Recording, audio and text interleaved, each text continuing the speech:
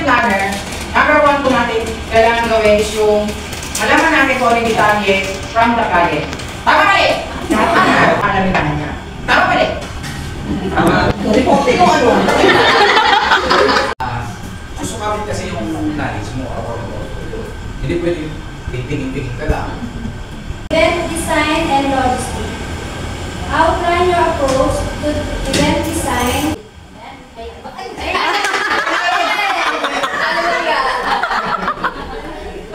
Like offering unique suggestion tulad po yesterday na kailangan may kakaiba tayong i-offer sa kanila para tayo yung pili po nila. Pili na kita na certificate. Hindi, mas marami. Isip na kailangan ng program. Very simple question. So, isip na pwede naman na kasiyahan. Hindi, mas pagka. Wala ka. And what? Narinig na natin yung insurance.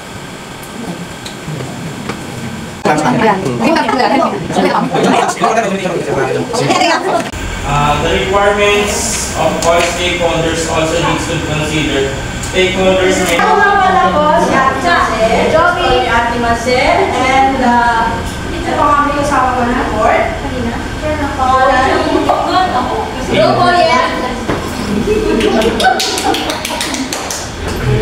Madaling maging tao.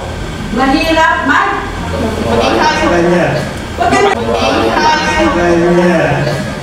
Pagkatao. very good.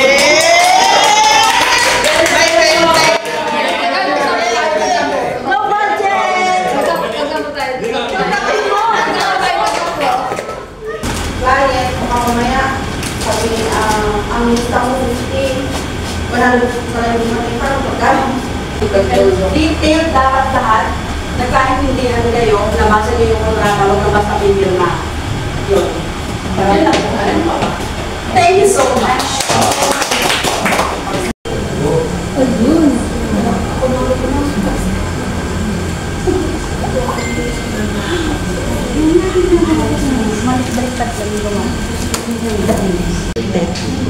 Noks na maang-maangan niya.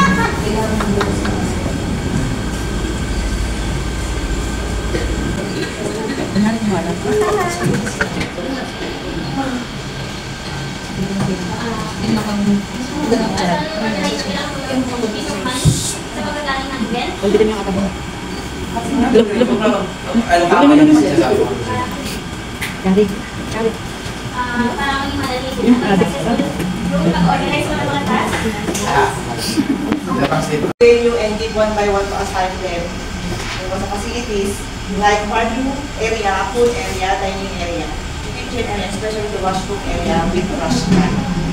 And then after the creation of the event, may una team and may break.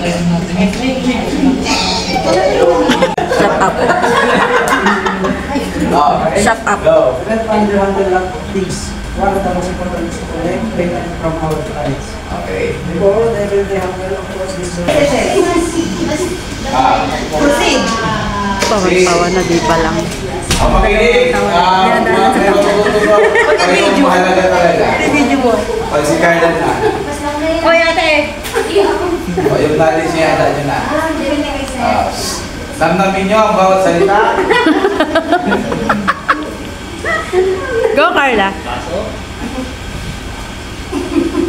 Sabi ko yun. Ano ba lalay? Ba't ka naiiyak? 5 minutes ang tawa-tawa natin dito.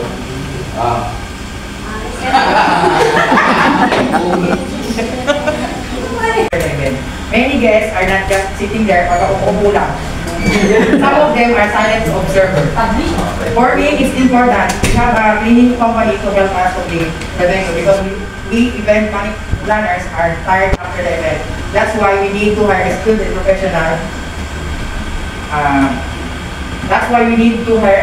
professional.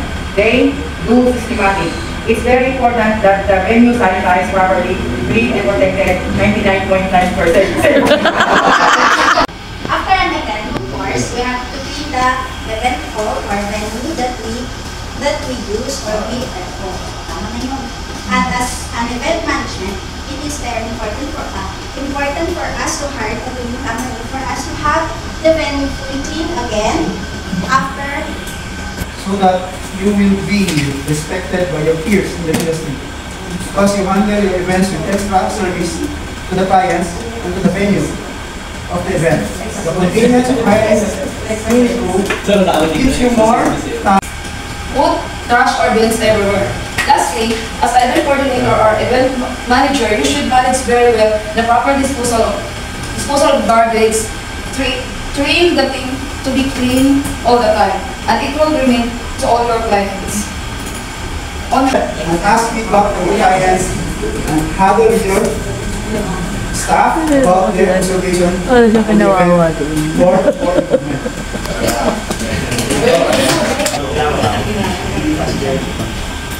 Consists of what we should do every post-event. First, evaluating your event success comes a lot.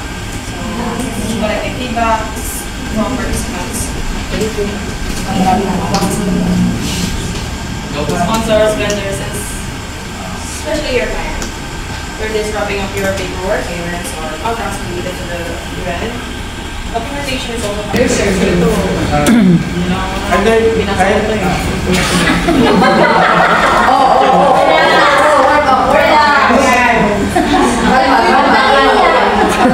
Si Sir kasi, si Sir. I've learned that an event is not only preparing what should happen in the event. Guys, shout out sa mga student ng FINE. Okay ba kayo? Yeah!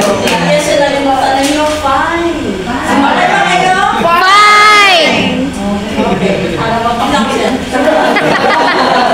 Okay ba kayo? Oh, nagaya. Okay ba kayo?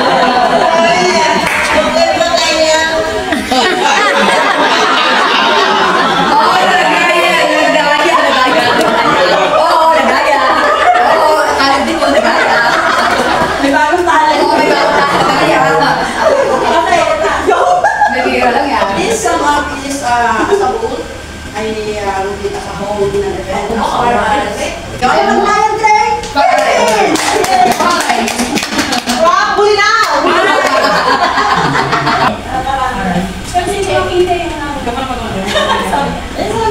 Ito na po.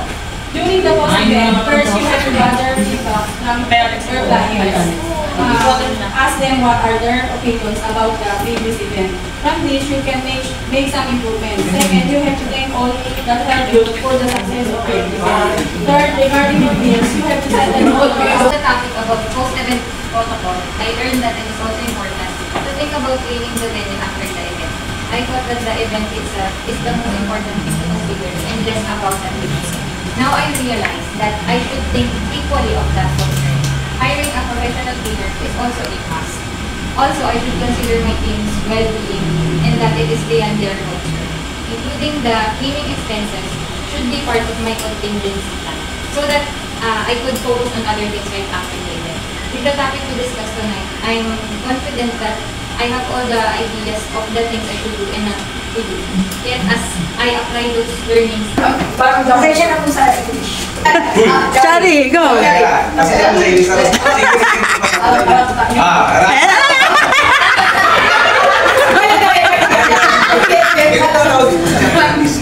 Go, Chari! Okay, dapat tayo mo talaga yan. Bakit? This is an event cleaning company specializes in providing cleaning services for events venues before and after the events. Always collect feedbacks to your clients so that you can always know what you are trying to improve. Cleaning event companies is responsible for all the cleaning and after and before the events. Always thank the cleaners and the staffs. Ito yung problem. Give a chance to improve your next job as an event organizer. You must train all the people that are involved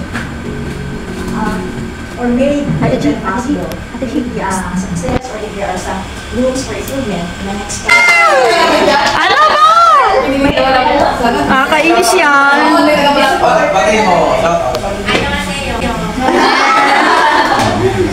Reflection about the before and after the event.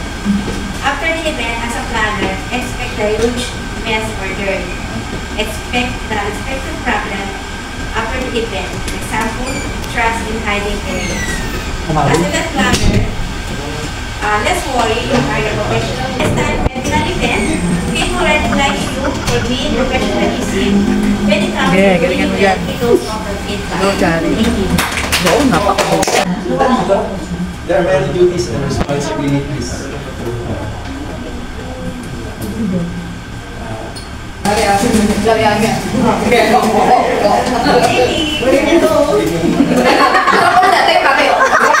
Go, Charit! Go, Charit! Charit!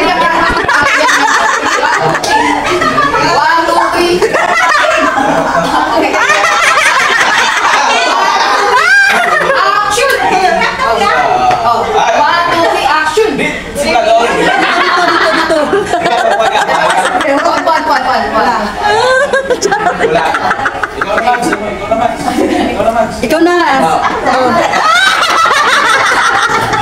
Tapos sabi mo, ganda ko dyan, pagpakita ganun.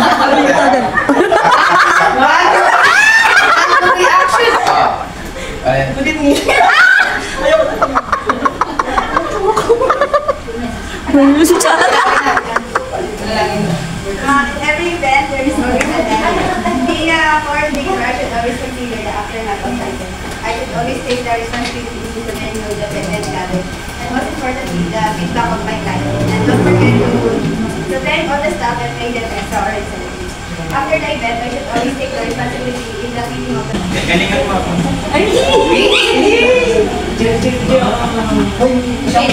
Event manager is an general clerk whose job is to organize, handle, and create events. But the work of an event manager doesn't stop there. They will be the one who will keep the venue clean and still organized. Events is nice if everything is under control and the result is perfect. Events make us happy and proud if it ends.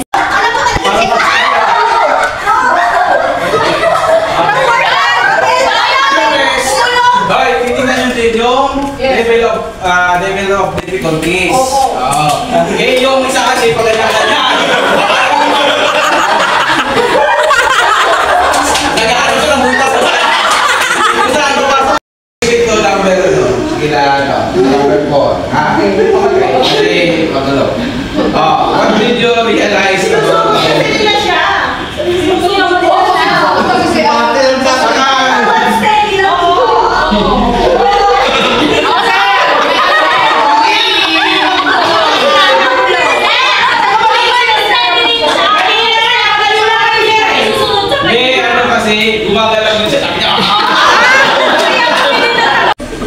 Bakit nung sila sir hindi pagbibinyag? alas na kumpit. Yan. Yes, ganun pala pakiramdam pagka may smiley. Bakit po ito iba? Sarili ka na niya yan? Bakit?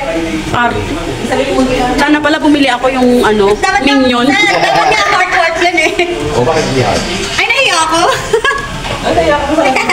Nahiya ka pa? Yes. Tapos gusto mo break agad? Kasi wala na siyang wala na siyang... Oo, iba na siya. Sa nakabidyo ko! Flashes. Yes.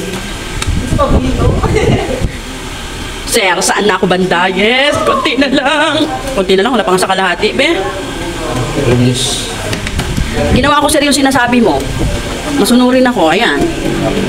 Takot ko lang sa'yo, sir.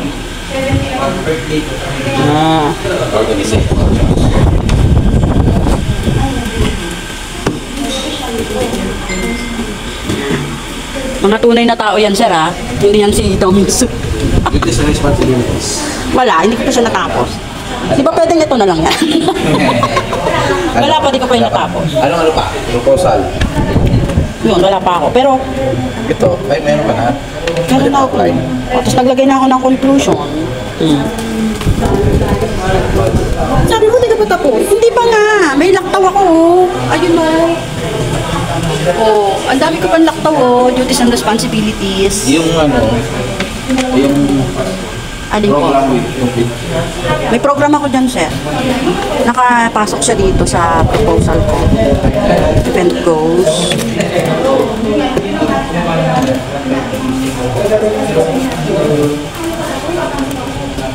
Alright.